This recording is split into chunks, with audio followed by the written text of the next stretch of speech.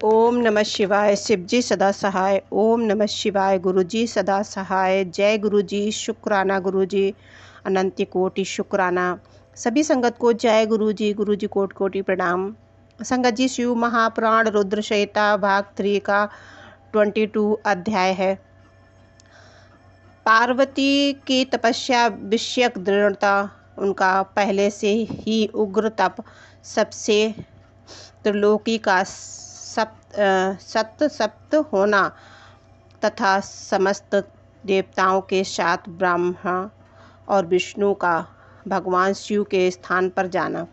ब्रह्मा जी कहते हैं कि मुनीश्वर शिव की प्राप्ति के लिए इस प्रकार तपस्या की करती हुई पार्वती के बहुत वर्ष बीत गए तो भी भगवान शंकर प्रकट नहीं हुए। तब हिमाचल, मैना, मेरु और मंदराचल आदि ने आकर पार्वती को समझाया और शिव की प्राप्ति को अत्यंत दुष्कर बताकर उनसे यह अनुरोध किया कि तुम तपस्या छोड़कर घर लौट चलो। तब उन सब की बात सुनकर पार्वती ने कहा कि पिताजी, माताजी तथा मेरे सभी बंधुवन, मैंने पहले जो बात कही थी उसे क्या आप लोगों ने भुला दिया? अस्तु, इस समय भी मेरी जो प्रतिज्ञा है उसे आप लोग सुन लें।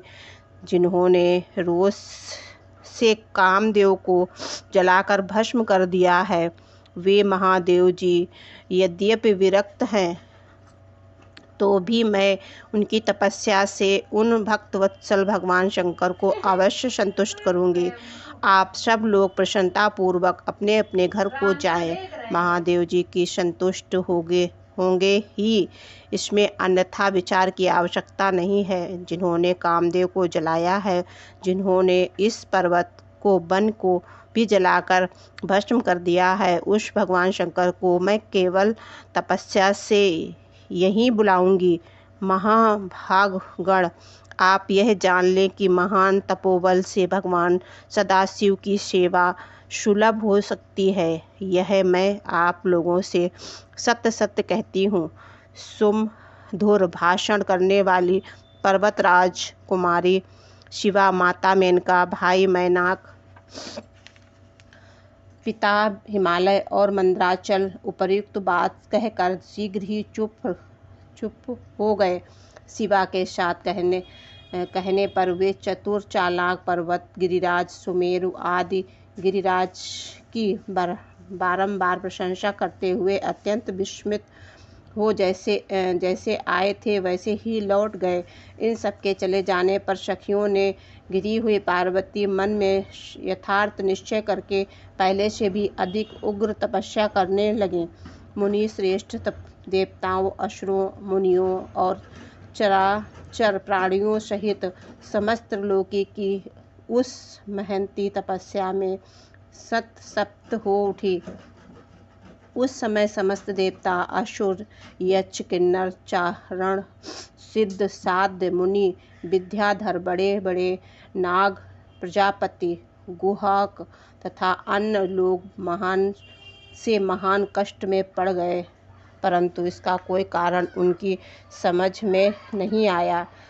तब इंद्र आदि सब देवता मिलकर गुरु बृहस्पति से सलाह लेने बड़ी बेहलता के साथ सुमेर पर्वत पर पहुँचे। विधाता की शरण में आए उन सब ने सारे अंग संतप्त हो रहे थे। वहाँ आ मुझे प्रणाम कर उन सभी व्याकुल और कांतिहीन देवताओं ने मेरी स्तुति करके एक साथ ही मुझसे पूछा, प्रभु, जगत के समस्त संतप्त होने का क्या कारण है? उनका यह प्रश्न सुनकर मन ही मन विष्णु का स्मरण करके विचार पूर्वक मैंने सब कुछ जान लिया। इस समय विश्व में जो दहा उत्पन्न हो गया है वह गिरिराज की तपस्या का फल है। यह जानकर मैं उन सबके साथ शीघ्र ही क्षीर सागर को गया। वहां जाने का उद्देश्य भगवान विष्णु से सब कुछ बताना था। वहां पहुंचकर देखा कि भगवान श्री हरि सुगत आसन पर विराजमान देवताओं के साथ मैंने हाथ जोड़कर प्रणाम पूर्वक उनकी स्तुति की और कहा कि महाविष्णु तपस्या में लगी हुई पार्वती की परम उग्र तप में संतप्त हो हम सब लोग आपकी शरण में आए हैं। आप हमें बचाइए। हम सब देवताओं की यह सुनकर शेष शैया पर बैठे हुए भगवान लक्ष्मीपति हमसे बोले। श्री विष्णु ने कहा कि देवताओं, मैंने आज पार्वती की तपस्या का सारा कारण जान लिया है। तुम लोगों के साथ अब परमेश्वर शिव के समीप चलता हूँ।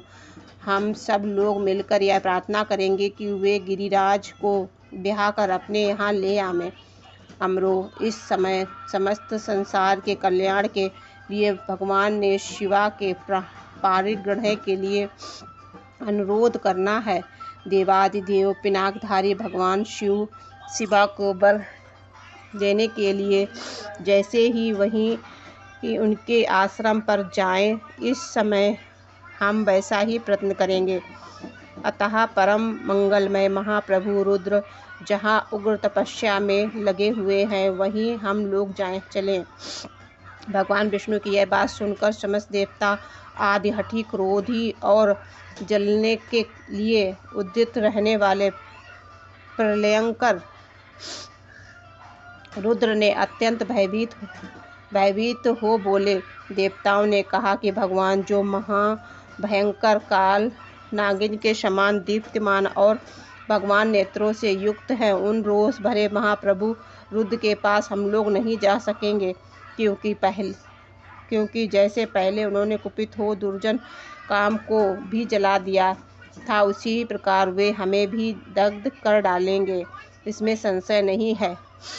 मुने इंद्र आदि देवताओं की बात सुनकर लक्ष्मीपति श्रीहरि ने उन सबको सतावना देते हुए कहा कि श्रीहरि बोले, हे देवताओं, तुम सब लोग प्रेम और आदर के साथ मेरी बात सुनो। भगवान शिव देवताओं के स्वामी तथा उनके भय का नाश करने वाले हैं। वे तुम्हें नहीं दग्ध करेंगे। तुम सब लोग बड़े चतुर हो, अतः तुम्हें शुभ को कल्याणकारी मानकर हमारे साथ सबके उत्तम प्रभु उन महादेव जी की शरण में चलना चाहिए। भगवान शिव पुराण पुरुष, सर्वेश्वर, वर्णीय, परात्पर, तपस्वी और परमात्मा स्वरूप हैं, अतः हमें उनकी शरण में अवश्य चलना चाहिए। महाप्रभावशाली विष्णु के ऐसा कहने से सब देवता उनके साथ पिनाक पाणी शिव का दर्शन करने के लिए गए। मार्ग में पार्वती का आश्रम पहले पड़ता था, अतः उस गिरिराज नंदिनी की तपस्या देखने के लिए विष्णु आदि सब देवता कौतूहल पूर्वक उनके आश्रम पर गए। पार्वती के श्रेष्ठ तप को देखकर सब देवता उनके उत्तम तेज से व्याप्त हो गए।